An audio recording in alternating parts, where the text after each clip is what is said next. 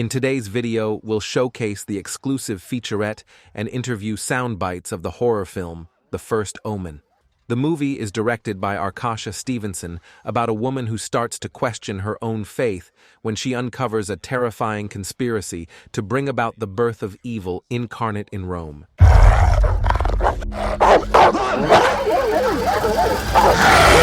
When the 1976 Omen film came out, it shocked and terrified audiences.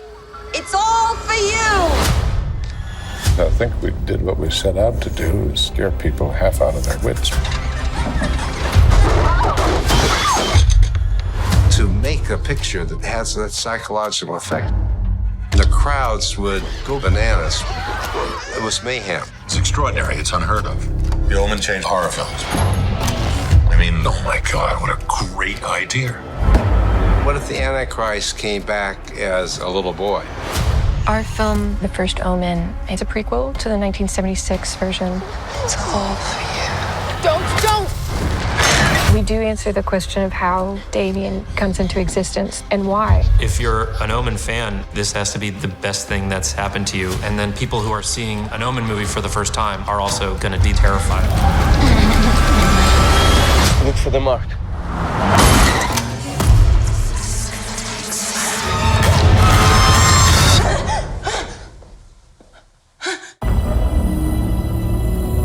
The First Omen is a prequel to the 1976 film and focuses on a young woman named Margaret. She is a young nun hopeful with a lot of love in her heart. These sisters will take good care of you.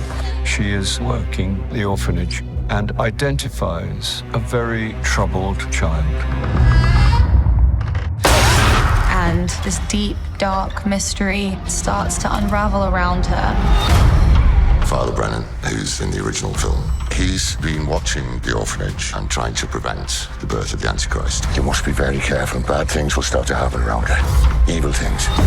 It's really important to set the stage for how and why you see what happens in the 1976 version. The Omen franchise is built around kids with extrasensory powers.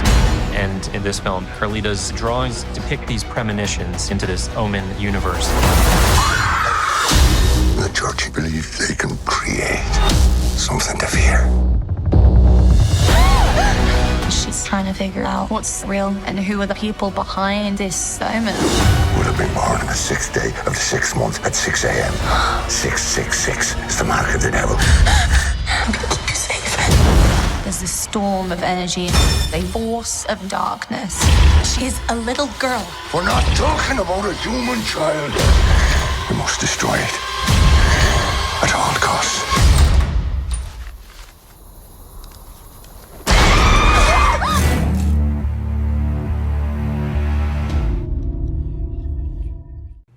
Yeah, well, what I really love about this film is that I think that while it answers these big questions, like that I had as an Omen fan growing up, like where does Damien come from, you also get to know a whole new set of characters that weren't in the original franchise. So you really get to discover this whole new world. And I like to think that we had our own message and our own voice with The First Omen, but something that fits within the franchise. And still, like for fans, there's still going to be lots of fun Easter eggs. And we do dovetail into the 1976 version in a really fun way.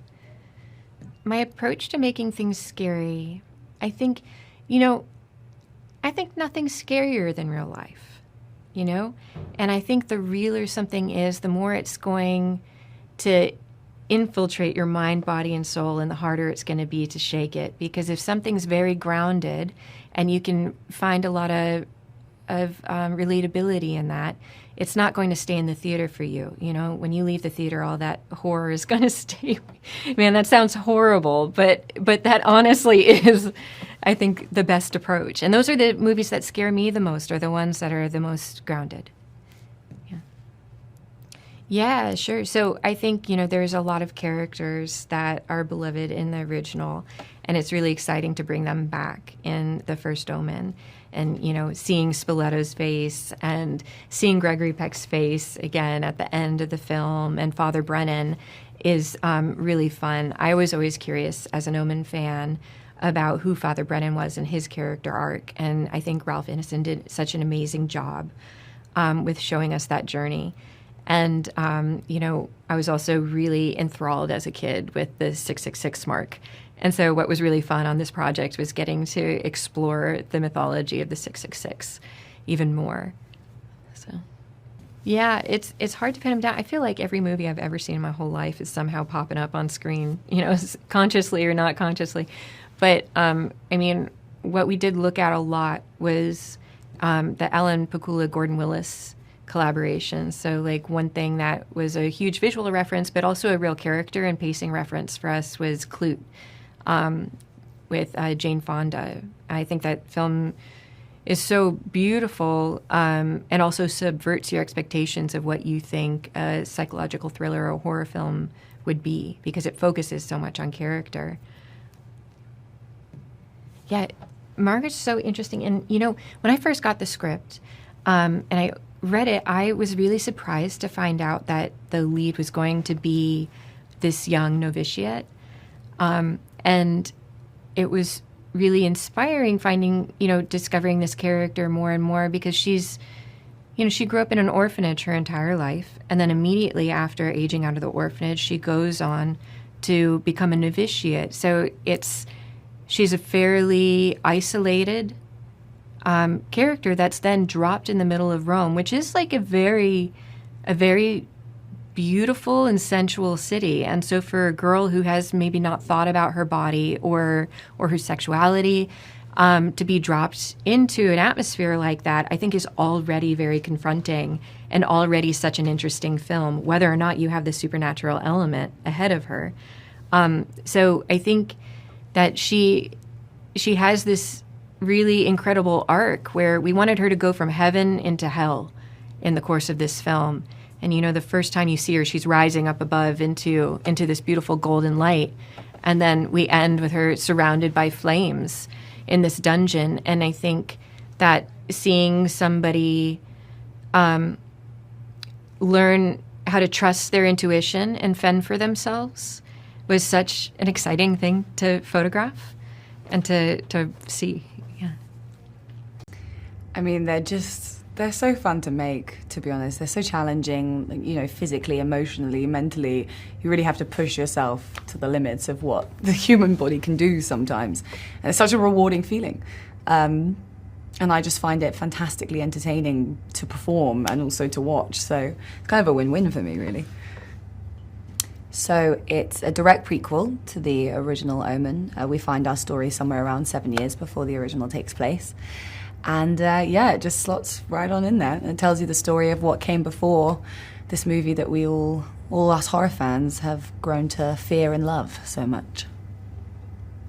Yeah, tough to do without spoilers. Well, I suppose everyone's seen that. Of course, we have the iconic "It's all for you" line performed brilliantly by Ishtar Wilson, who gave her whole soul to this movie.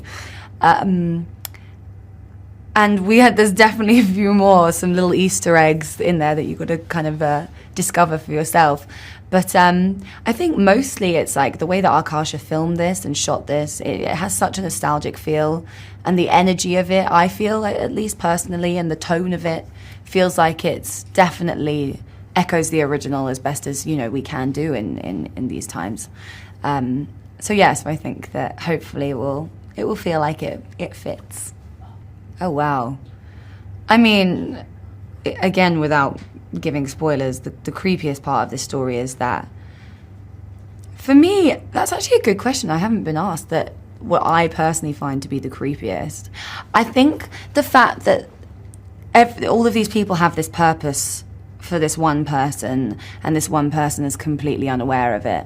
And it's almost like you've been farmed, like you've been cattled and raised for one specific reason, and to have your entire life be dictated by that, and your entire life has been dictated by something that you are completely unaware of.